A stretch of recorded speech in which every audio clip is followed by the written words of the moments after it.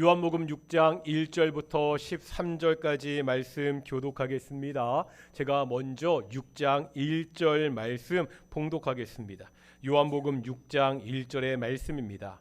그 후에 예수께서 디베라의 갈릴리 바다 건너편으로 가시매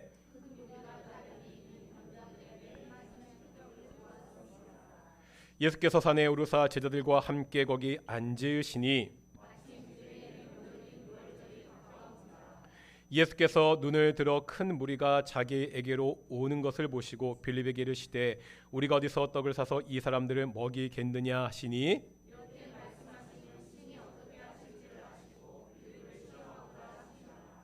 빌립이 대답하되 각 사람으로 조금씩 받게 할지라도 200 데나리온의 떡이 부족하리이다.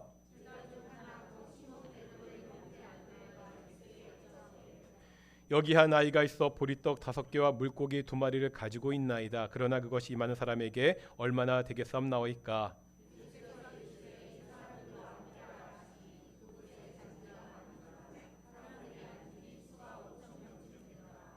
예수께서 떡을 가져 축사하신 후에 앉아 있는 자들에게 나눠주시고 물고기도 그렇게 그들의 원대로 주시니라.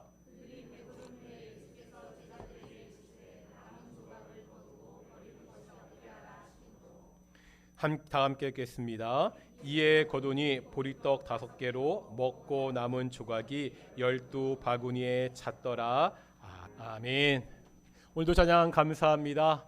내일부터 추석 연휴입니다. 우리 추석 연휴 동안 우리 가족들과 참 평안한 시간 보내기를 그렇게 축원합니다.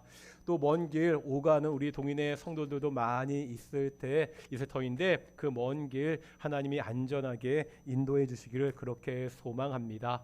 우리 앞뒤 자문을과 인사하겠습니다. 하나님이 우리와 함께 하십니다. 오늘 동인교회 예배도 하나님의 임재가 함께하는 예배가 되기를 소망합니다. 이곳 예배당에서 예배하는 동인의 성도들뿐만 아니라 여러 가지 사정으로 이곳 예배당에 함께하지 못하지만 영상으로 함께 예배하는 우리 동인의 성도들 그 예배하는 처속 가운데도 하나님이 함께하시기를 축원합니다.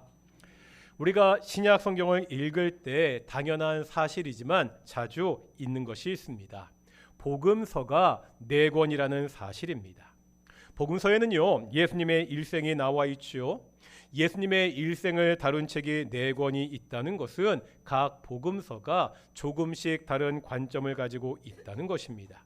예를 들어서 마태복음은 유대인을 위한 복음이다 이렇게 이야기합니다. 누가복음은요 이방인들을 위한 복음이다 이렇게 말하기도 합니다.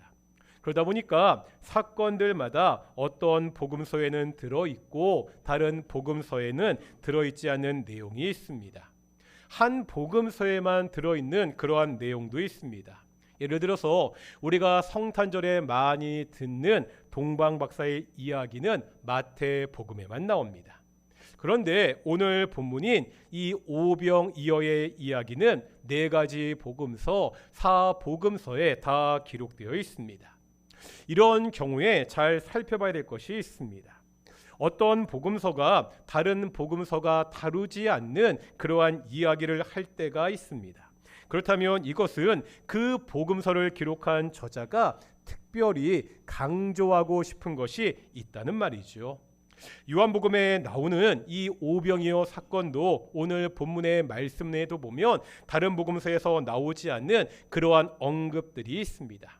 오늘은 이것들을 중심으로 한번 살펴보도록 하겠습니다. 지금요 많은 무리가 예수님을 따르고 있지요. 예수님이 그 많은 무리를 보시고 빌립에게 묻습니다. 이렇게 빌립에게 묻는 장면이 다른 복음서에는 기록되어 있지 않습니다. 한번 5절 보시겠습니다. 5절 말씀입니다. 읽겠습니다. 시작.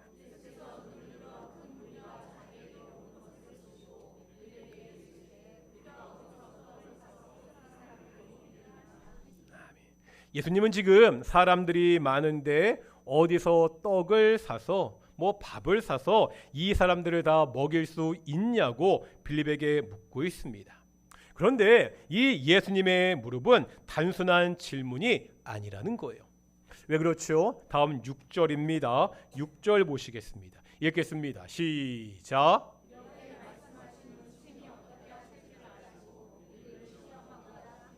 아멘. 이 예수님의 질문의 목적이 나와 있죠. 후반절에 보니까 이 시험의 목적이 뭐라고요? 빌립을 시험하고자 하심이라 이렇게 말씀하고 있습니다. 왜 여러 제자 중에 하필이면 빌립인지 모르겠습니다. 본문에 나와 있지 않기 때문입니다. 다만 확실한 것은 지금 예수님이 빌립을 시험하고 있다는 것입니다. 오늘 본문에서 빌립이 받은 시험은 어떠한 과목이죠? 무엇에 대한 시험입니까? 이 답을 찾기 위해 먼저 요한복음에서 빌립에 관한 이야기를 어떻게 하고 있는지 살펴볼 필요가 있습니다. 요한복음 1장 43절에서 45절까지 보면 이 빌립의 이야기가 나옵니다. 읽겠습니다. 시작.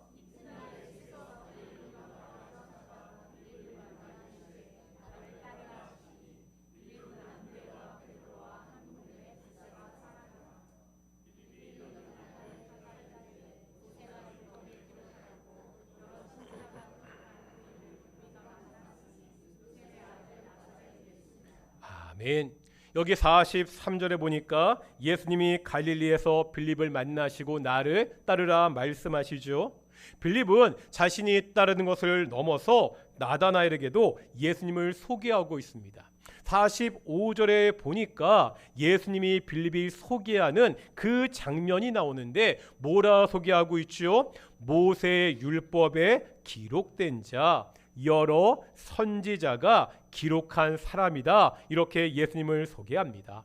이 말은 다시 말하면 바로 예수님이 우리가 그토록 오랫동안 기다렸던 메시아다. 이렇게 소개하는 것입니다. 빌립은 자신이 만난 예수님이 메시아라는 사실을 알았습니다. 또 다른 사람에게도 이 예수님을 메시아라고 소개하고 있습니다. 이런 빌립에게 이제 그 자신이 했던 신앙 고백을 증명할 시간이 왔다는 거예요. 말로만 예수님을 메시아라고 고백하고 있는 것은 아닌지 정말 자신이 예수님을 그렇게 믿는지 보일 수 있는 시험이 바로 오늘 본문의 말씀입니다. 예수님의 제자잖아요. 언제까지나 아무런 생각 없이 예수님을 따라다니는 무리들과 같을 수가 없습니다.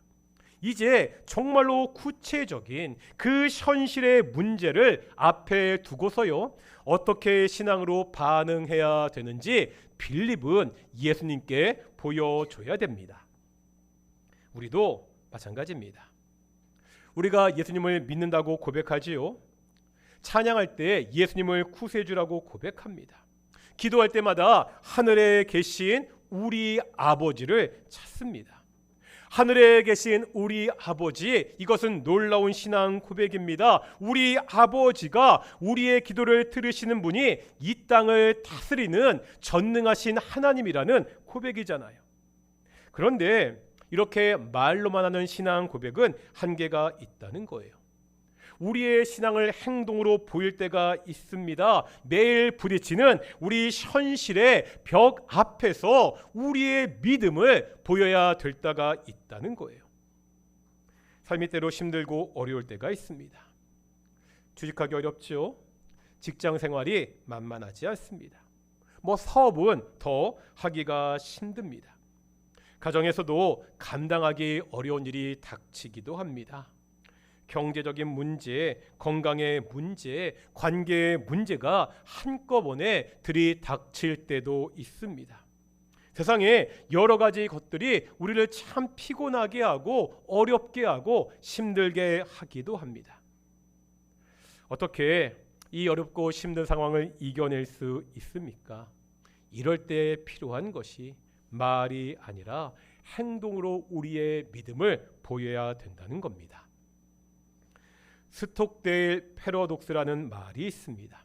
스톡데일 패러독스. 미국 스톡데일 장군의 이름에서 따왔습니다. 베트남 전쟁 당시 이 스톡데일은 하노이의 포로 수용소에 수감되었습니다. 수용소에 갇혀 있었던 8년 동안 많은 고초를 겪었습니다. 그 힘든 상황에서 많은 포로들이 살아남아서 고향으로 돌아갈 수 있도록 그렇게 도왔던 인물로 전쟁 영웅이었습니다. 이 사람이 인터뷰합니다. 포로 수용소에서 어떠한 사람이 끝까지 살아남았겠습니까?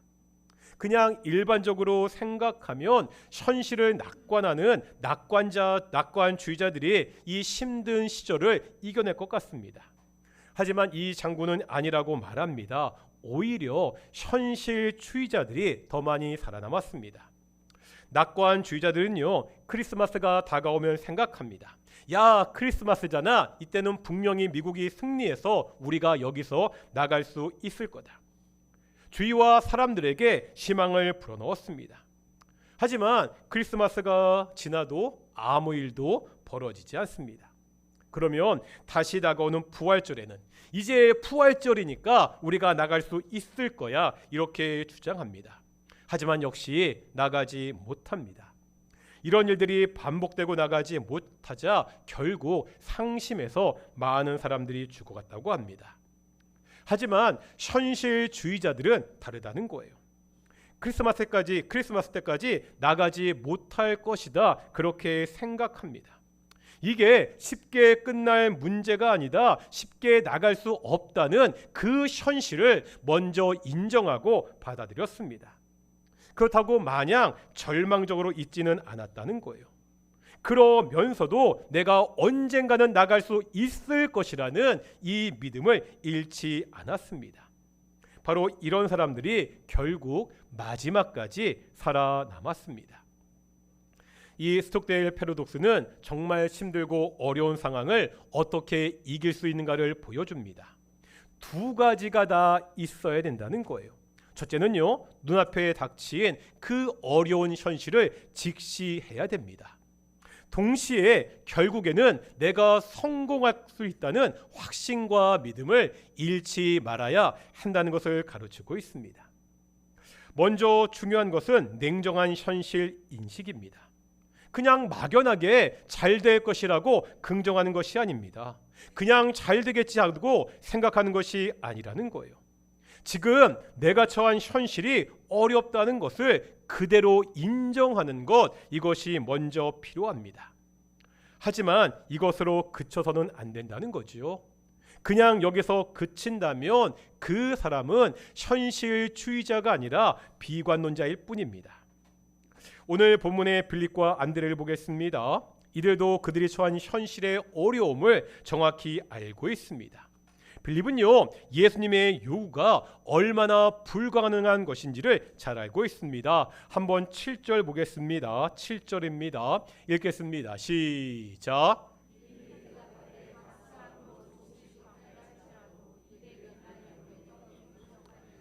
지금 빌립이요, 구체적으로 수치를 들어서 예수님 말씀이 왜 불가능한지를 설명하고 있지요. 빌립의 계산은 이렇습니다. 여기에 모인 사람들을 보니까 대충 남자만 5,000명 정도가 넘어 보입니다. 이 사람들이 배불리 먹지 못하고 요기만 해도 들어갈 돈을 대충 계산해 봅니다. 계산해 보니까 약 200데나리온의 돈이 들겠다는 거예요. 아시죠? 1데나리온은 당시 하루 노동자의 임금이었습니다. 그냥 계산하기 쉽게 그냥 10만 원으로 잡으면 2천만 원입니다. 숫자는 거짓말하지 않는다고 말하죠. 딱 계산이 나왔습니다.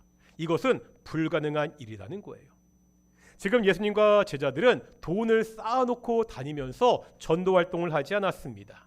누가복음에 보면 몇몇 후원자들이 예수님과 제자들을 그때그때 도운 것을 알 수가 있습니다. 이런 상황에서 2천만 원이 넘는 큰 돈이 그들의 수중에 있을 리가 없습니다. 지금 빌립의 이야기는 정확하고 냉정한 현실 인식에 기반을 둔 계산입니다. 이제 안드레를 볼 텐데요. 9절 상반절입니다. 9절 상반절 같이 읽겠습니다. 시작.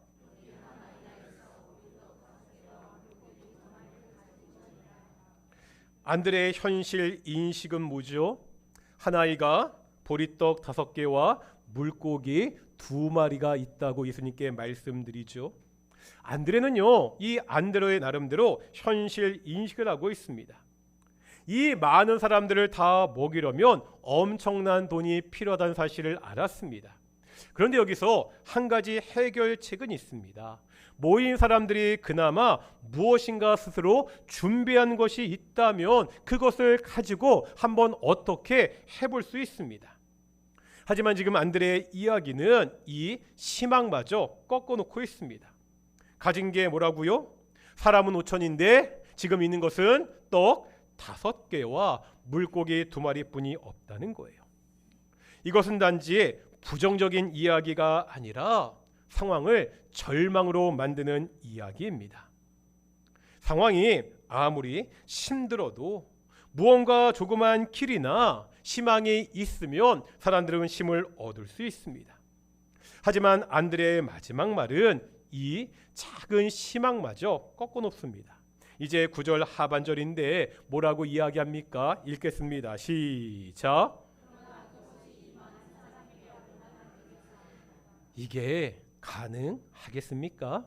예수님. 빌립이나 안드레는 그들이 처한 현실에 대한 정확한 인식이 있었습니다.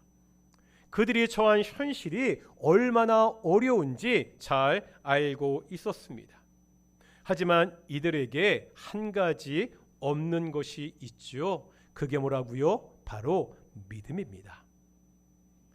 스톡데일 패러독스 이야기를 하면서 성공하는 사람들은 절망적인 현실을 정확하게 직시한다고 말씀드렸습니다. 하지만 그래도 성공할 것이라는, 반드시 해결할 수 있을 것이라는 믿음을 잃지 않는 사람들입니다. 바로 이 지점에서 우리 그리스도인들의 장점이 발휘됩니다. 한번 이순신 장군 이야기를 하겠습니다. 다 아시다시피 이순신 장군은 모함으로 역적으로 몰렸다가 겨우 풀려나 백의종군을 하게 되죠. 이때 원균이 3군 통제사가 되었습니다. 원균은 무모하게 전투를 벌이다가 수군한 데의 대부분을 잃고 맙니다. 조정에서는 이순신 장군을 다시 수군 통제사로 임명하잖아요. 그때 이 장군이 조정에 올린 그 장계가 굉장히 유명합니다. 많이 들어보셨을 겁니다. 이렇게 말하고 있죠. 아직도 신에게는 12척의 전선이 있습니다. 죽을 힘을 다하여 막아 싸우면 아직도 할 수 있습니다. 전선이야 비록 적지만 신이 죽지 않았사오매 적이 감히 우리를 업신여기지 못하리이다. 장군은 누구보다도 자신이 처한 절망적인 현실을 잘 알고 있었습니다. 12척의 배뿐이 없잖아요. 수백 척의 왜군을 상대하기에 턱없이 부족한 숫자입니다. 하지만 이러한 절망적인 처지에서도 내가 이길 수 있다는, 우리가 이길 수 있다는 이 희망을 버리지 않고 있습니다. 냉혹한 현실 인식 위에서 그럼에도 우리가 승리할 수 있다는 이 신념과 믿음을 가지고 있습니다. 말씀드렸던 스톡데일 패러독스에 잘 어울리는 인물이 이순신 장군입니다. 그런데 여기서요, 조금만 더 생각해 보면 장군의 승리에 대한 소망은 너무나 근거가 약합니다. 다만 내가 정말 최선을 다해 보겠다는 거잖아요. 스톡데일 패러독스에서 말하는 끝내는 성공을 하리라는 믿음을 갖는 것, 이것은 결코 쉬운 일이 아닙니다. 우리가 살다가 보면 이런 희망을 갖는 것조차 너무나 사치스럽고 절망적인 현실이 우리에게 닥칠 때도 있기 때문입니다. 하지만 이렇다면 어떻지요? 적은 수백 척인데 나에게는 12척의 배밖에 없습니다. 이렇게만 보면 절망적인 상황이 맞습니다. 그런데 만약에 이 장군을 도와줄 원군이 가까이에 있습니다. 천척 이상의 배를 가지고 준비하고 있습니다. 비록 나의 배는 아니지만 자기가 요청만 하면 언제든지 도와줄 준비가 되어 있습니다. 그렇다면 정말로 희망을, 아니 이길 수 있다는 확신을 가질 수 있지 않습니까? 근거 없는 강한 자기 확신이 아닙니다. 나의 이 어려움을 확실히 도와줄 사람이 있다면, 요청만 하면 언제나 나를 도와줄 준비가 있다면 우리의 믿음은 더욱 견고할 수 있지 않습니까? 오늘 본문은요, 우리에게 바로 이러한 분이 있다는 것을 말씀하고 있습니다. 아무리 절망적인 현실의 벽 앞에서도 절망하지 않을 수 있는 단 한 가지 소망의 근거를 우리에게 보여주고 있습니다. 아까 보았던 6절 상반절을 보겠습니다. 6절 상반절에 보면 이렇게 말씀하고 있죠. 읽겠습니다. 시작. 뭐라고요? 예수님은요, 이 어려운 문제를 어떻게 해결하실 수 있는지 아셨습니다. 아무리 현실의 벽이 높고 두렵더라도 예수님은 그 현실의 벽을 넘을 수 있는 분이라는 거예요. 내게는요, 방법이 없습니다. 내게는 그 현실의 벽을 넘을 수 있는 힘이 없습니다. 하지만 예수님에게는 있다는 거예요. 우리를 사랑하시는 하늘 아버지, 전능하신 우리 아버지께는 있다고 성경은 가르치고 있습니다. 예수님은요, 10절 이하에서 그것을 친히 보여주십니다.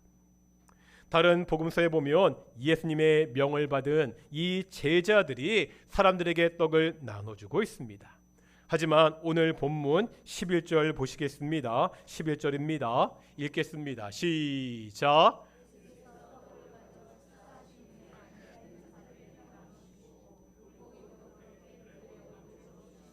아멘. 여기 보니까 이 떡을 누가 나누어 주고 있죠? 예수님이 직접 나눠주고 있습니다. 요한은 지금 예수님이 이 문제를 해결할 수 있는 주체라는 것을 부각시켜서 보여주고 있습니다. 예수님이 사람들에게, 그 엄청난 사람들에게 떡과 물고기를 나눠주고 있습니다. 뿐만 아닙니다. 예수님이 주시는 이 해결은 야, 겨우 살았다, 이런 정도가 아니라는 거예요. 12절에 보면 이렇게 말씀하고 있습니다. 그들이 배 부른 후에. 뭐라고요? 그들이 배 부른 후에. 그냥 허기만 채워도 200데나리온의 돈이 드는데, 그냥 배고픔만 조금 달래는 것이 아니라 다들 배불리 먹고 있습니다. 게다가 그 남은 조각을 모으니까 얼마나 되었다고요? 12바구니나 되었다고 기록하고 있습니다. 시편 23편 5절은 이 하나님의 은혜를 이렇게 표현하고 있습니다. 함께 읽겠습니다. 시작.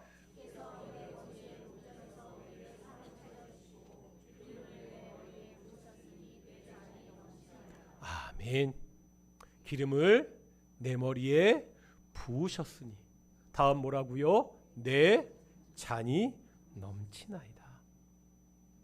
잔이 넘치도록 채워주시는 하나님의 은혜를 시인은 노래하고 있습니다.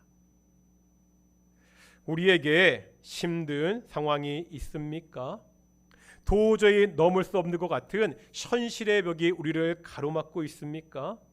도대체 무엇을 할지 몰라 그저 넋놓고 있지는 않습니까? 오늘 본문은 이 모든 것의 해결책이 바로 예수님께 있다고 말씀하고 있습니다. 예수님은요, 꽉 막힌 상황에서 겨우 숨만 쉬도록 해주는 분이 아니라는 거예요. 그 상황을 오히려 풍성하게 만드는 분이라고 말씀하고 있습니다. 정말로 어렵고 힘들 때 우리가 이 예수님께 나아가야 됩니다. 땅의 현실만 바라보고 한숨만 쉬지 말고 눈을 들어서 하늘에 계신 우리 아버지를 바라봐야 됩니다. 이것이 믿음이라는 거예요. 그냥 잘 될 것이라는 막연한 기대가 아니라 우리를 도우시는 하늘 할아버지, 하늘 아버지를 바라보는 가장 확실한 방법이라고 성경은 가르치고 있습니다. 그렇다고 예수님이 우리의 손을 들어주는 램프의 요정 진은아닙니다. 우리님이 요한복음에 나오는 예수님의 7가지 자기의 계시를 보았죠. 이 오병이어 사건을 통해서 보여주는 예수님이 어떤 분인지 이미 보았습니다. 예수님 어떤 분이시죠? 6장 35절입니다. 6장 35절 읽겠습니다. 시작.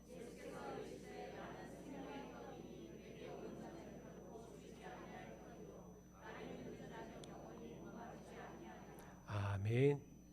예수님이 누구시라고요? 나는 생명의 떡이라. 예수님이 생명의 떡이십니다. 우리가 생명의 떡 대신 이 예수님을 믿고 새로운 생명을 얻었습니다. 오직 예수께서 영원한 심판의 죽음 가운데 있던 우리들에게 새로운 생명을 주셨습니다. 이렇게 우리에게 생명을 주신 예수님이 우리의 삶 또한 책임지신다는 거예요. 우리에게 생명을 주시고 그 생명을 풍성하게 누릴 수 있도록 하신다고 말씀하고 있습니다. 이제 우리에게 필요한 것은 믿음입니다. 예수님이 나에게 생명을 주시는 분이라는 믿음입니다. 예수님이 그 생명을 풍성하게 누릴 수 있도록 하시는 분이라는 믿음입니다. 아무리 힘들고 어려운 일이 있더라도 이 믿음이 있으면 우리가 견디고 이겨낼 수 있습니다. 우리의 생명 되신 예수님을 붙잡고 어떠한 고난과 어려움에서도 승리하는 우리 동인의 성도들이 되시기를 축원합니다. 우리 나는 민이 함께 찬양하며 기도하며 나아가겠습니다.